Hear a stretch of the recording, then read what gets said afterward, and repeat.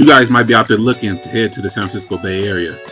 Before you guys pack your bags and head out here, I suggest you watch this video to learn exactly what you need to know before moving to the San Francisco Bay Area.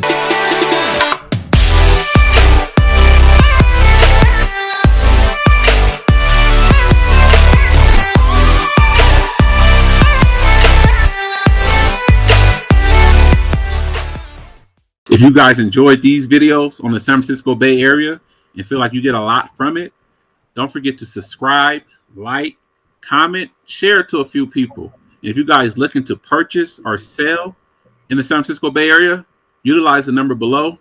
We'd love to help you guys out with that. All right, so like I said, it might be a few guys out there looking to head into the San Francisco Bay Area. Before you guys make this move, definitely you want to watch this video because I'm gonna give you guys 6 things. And the first thing we want to kick it off with is BART, public transportation. BART is one of the main ways you can get around in the Bay Area. Also, that's a good point. And then also you have Caltrans, Sam's, you got trains. I mean, if you really want to commute without getting in the car, it is totally possible. It just kind of depends how far you out, but it's definitely doable, most definitely. Maybe you are living in a city that's outside of the BART system. You can then take the bus into a city that has the BART. So BART is a way to be able to live in an affordable city, a more affordable city, and then work into a place maybe like San Francisco, San Jose. It's a transportation to use, a tool to use to help you get to work, live in a more affordable area. So let's say BART. But what else do we have? Well, we actually have a lot of strong bus systems that actually connect to BART. We have AC Transit, we have Muni, we have train system, we got light rail out in Sacramento. We have everything for public transportation. Now, here's another thing. We'd love for you to ride bikes out here. If you ride a bike, then it's definitely where you want to go because we actually have, like on our buses, we got the bike racks already built in. On BART, you can roll your bike on and keep it going. That's why they want to come. So the second thing we want to mention is knowing your budget. I know you guys know out there that this city, this area, it's expensive. One of the most expensive areas in the U.S. So it's very important for you to know your budget, know exactly what city best fit your budget and what you can afford. You can find yourself in San Francisco where prices is super high, but you can then find yourself outside of San Francisco where things are more affordable. So it's best to do your homework and see exactly where you are headed and exactly what is the cost of living for that area. So here's an example. So if you're in San Francisco, you might pay $3,500 for a studio apartment. I know, I said $3,500 for a studio apartment. Now you might drive out to Vacaville and get you a 5-bedroom house for $3,500 or maybe even $3,000. But no matter what, it's the Bay, baby. But here's the flip side. You can make a lot of money. Don't forget, Google, eBay, all those people started right in this Bay, baby. So you most definitely got an opportunity to spend a lot, but you can make a lot as well. And I'm glad you mentioned San Francisco versus Vacaville. So you guys keep a lookout. We will be posting a video talking about the two cities to kind of give you guys more of a understanding in the visual to see the difference between the two cities. So the third thing we want to talk about is lane splitting. So every state don't have this. You guys might know I spent some time in Colorado. That's like my second home. There's no lane splitting here in Colorado, but here in California, you can lane split. You got to watch out for the motorcycles. You got to look at the rearview mirror, your side mirrors. They come in handy because you never know when somebody comes zooming past you. Matter of fact, since you said that, quick story. I'm sitting in the car one day. I'm vibing. I just closed the deal. It's going great. I got my wire transfer, and I'm really feeling myself. I'm riding, listening to some E40, and I start to drift over into the left lane, and all of a sudden, boom, somebody kicked my car. Now, how did that happen on the freeway? How did somebody just kick my car on the freeway? Because it was a guy lane splitting. Didn't even see him. I was vibing and having a good time. And he kicked my car because he thought I was trying to run him off the road.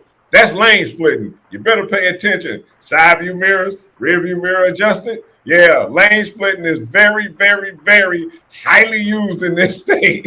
So when you come to the Bay, Watch out for lane split. No motorcycles is crazy. Yes, we share the road. We got to give them room. We can't just hog it off. The fourth thing we want to talk about, you have to know this, is the slang. Slang is very different up here in the Bay Area. Every area has the way of speaking and talking, but we utilize our slang a lot here in this area. Some of the common words you might know is like hella, just to throw it out there. That was started here in the Bay Area, but the way we talk is common throughout just about everybody. I don't care what tax bracket you are in. You might see someone using a certain word and you probably like, what? They use that word? Yes. Know the slang, know how we talk, know what certain things mean. A lot of times certain words can be used for multiple meanings, so do your little homework, do your homework. Don't just come out here and not pick up on the slang and the language and the way we talk. When in Rome, do like the Romans. Let me give you an example. For Sugadale, shout out E40. That's for sure. For Sheezy, that means for sure. Right? Yada, I mean. That mean I agree. That's a cosign. That's a blessing to what your friend is saying. Yada, I mean. I understand that. I vibe with you. I connect with you. When they say rolling one and blowing one, you know what they talking about.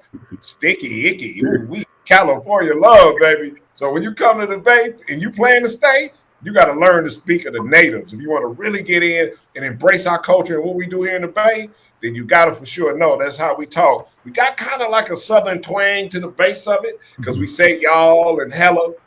And then we got a heavy hip-hop influence here and a lot of good culture of historical music like Confunction and people like that. In Vogue, E40, Too Short.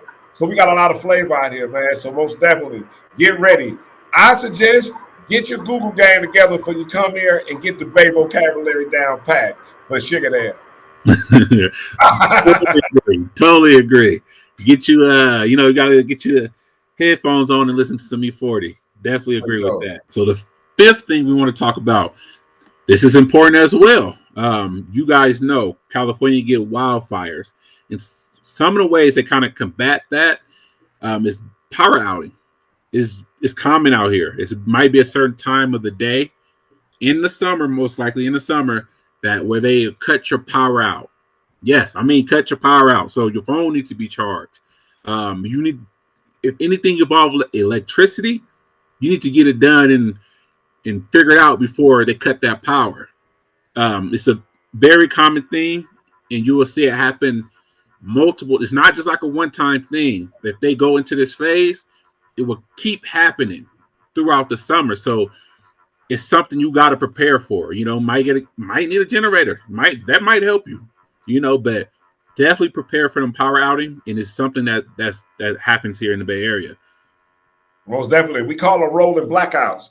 Now the purpose of them is because our electrical grid is highly overworked, and then we have fire season. So what they're trying to do is they're actually trying to prevent power lines from snapping and starting fires in rural areas and what burns out. We burn a couple hundred acres easy. I think we burned 10 to 20,000 acres a couple of years ago. So rolling blackouts are real. How do you handle that? Well, what you do is prepare. They'll send out a notice. Don't go grocery shopping. You might lose all your food. Trust me, I've been there. I spent $400 for groceries and had a rolling blackout for a week. So you got to beware for the rolling blackouts because they basically just to keep you safe and make sure we don't burn down the state. But that's kind of living in California. Guess that's part of the California love as well. So like the wildfires, right? In 2020, we burned over 4 million. You heard me. 4 million acres burned in California. Now, I understand a lot of that stuff was out in rural areas. If you're inner city, like the concrete jungle of San Francisco, Oakland, Richmond, all these other places, these other suburbs outside of San Francisco, you're normally pretty safe. But me, myself, I live out in the country, 5 acres of trouble. And I got evacuated that year, too. And I had to live in a hotel for a week. This is kind of what it is. Now, in California also, it's illegal to have generators that cut on automatically. You have to cut them on by hand, manually. So when the rolling blackout happens, you can't automatically have it to cut on because it's not set up like that in California. So you have to be aware of that as well. So grocery shopping, be on your toes, don't overshop, and make sure you got a generator plenty of water, some couple noodles, then a flashlight for those rolling blackouts. So the sixth thing I want to talk about is very important to a lot of people, and that is diversity. People want to live in a place where it's diverse, where they're not just the only culture. They want to learn from other cultures. You know, they want to experience other cultures. It's a great thing to learn from other different people because you learn different ways of living. You know, you're not one-minded.